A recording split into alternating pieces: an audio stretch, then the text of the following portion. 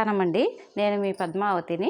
Welcome back to my channel. ఈరోజు మనం చేసుకోబోయే రెసిపీ డబల్ కా మీఠా.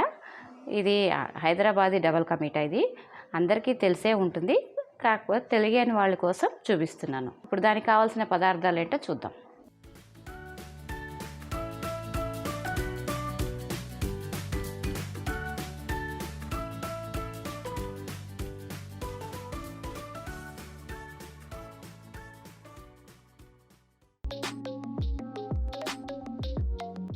పావు కిలో కోవా, హాఫ్ కేజీ పంచదార,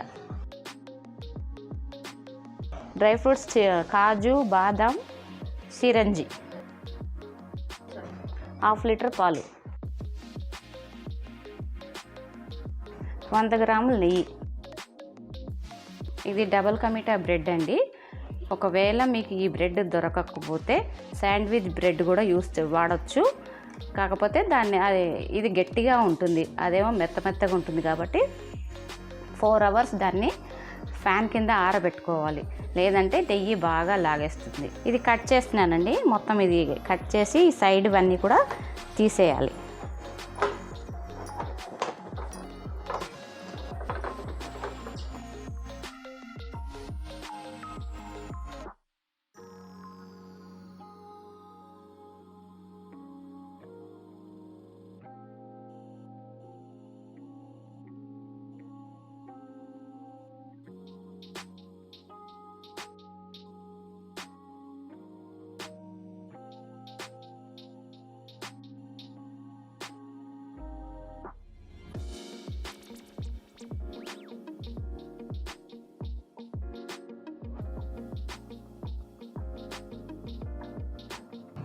ఈ విధంగా సైడ్స్ అన్నీ తీసి కట్ చేసుకోవాలి. ఇలా కడాయిని పెట్టుకొని నెయ్యి వేసి రోస్ట్ చేయాలి. మెల్లిమెల్లిగా ఈ ముక్కలు అన్నీ వేసి రోస్ట్ చేసుకోవాలి.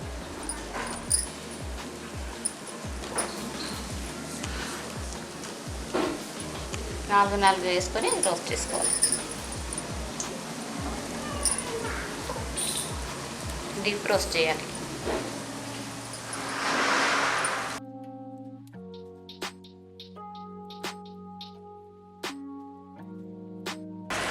బాగా రంగు రావాలండి. రంగు వస్తే అది పాలలో వేస్తే బాగా కలిసిపోతుంది.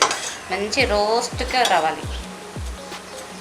నెయ్యికి బదులు నూనె కూడా వేసుకోవచ్చు, కాకపోతే నేను నెయ్యే వేసాను. నెయ్యి అయితే బాగుంటుంది రుచి. రోస్ట్ అయిపోయింది, తీసేస్తున్నాను.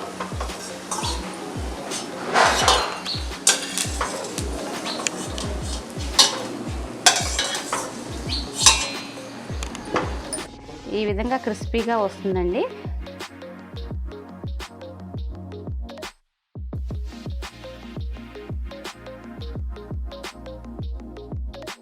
ఈ కోవాలో కొద్దిగా పాలు పోసుకొని కలిపి పెట్టుకోవాలి, ఎందుకంటే గట్టిగా ఉంటుంది.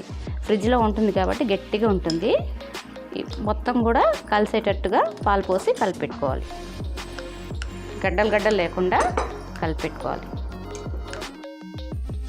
మిగతా పాలను కూడా ఇలా వేడి చేసుకోవాలి. చేసుకొని కోవా కలిపిన పాలని దీంతో కలిపేసేయాలి. పాలు వేడెక్కాయి. ఈ కోవా కలిపిన పాలను కూడా ఇందులో వేసేస్తున్నాను. సెకండ్ స్టెప్ అయిపోయిందండి. ఇప్పుడు థర్డ్ స్టెప్.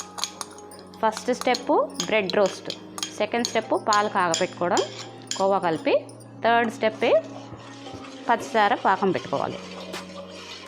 కొంచెం వేడి కాగానే దింపేసుకోవాలి. ఇది ఇలా పాలు నురుగు వచ్చే సమయానికి తీసేయాలి, ఎందుకంటే ఆల్రెడీ కాగిన పాలే కాబట్టి మరీ కాగన అవసరం లేదు.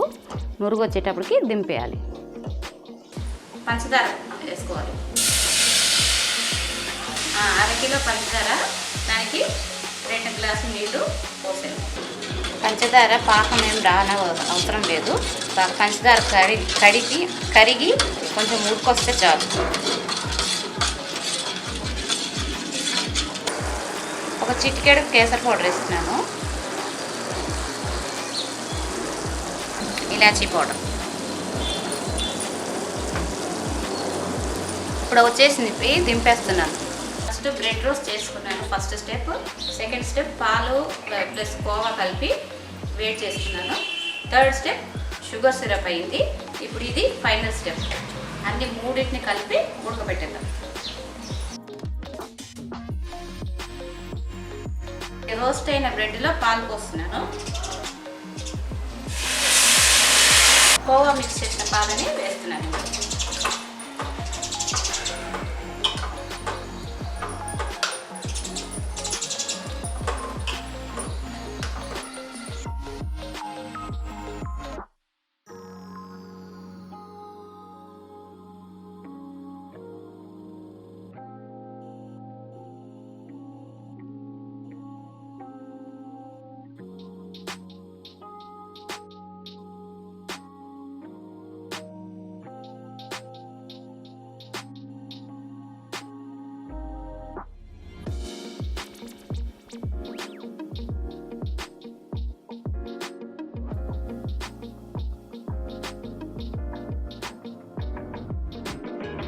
బాగా 3 స్టెప్స్ అన్ని కలిపి ఫైనల్ స్టెప్ అయిపోయింది. ఇది మంచిగా ఉడికిపోయింది, తీసేయచ్చు.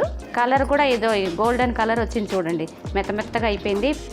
2 అవర్స్ ఫ్రిడ్జ్లో పెట్టుకొని తింటే చాలా చల్లగా బాగా ఉంటుంది, టేస్టీగా ఉంటుంది. డబుల్ కా మీఠా రెడీ అయిపోయింది.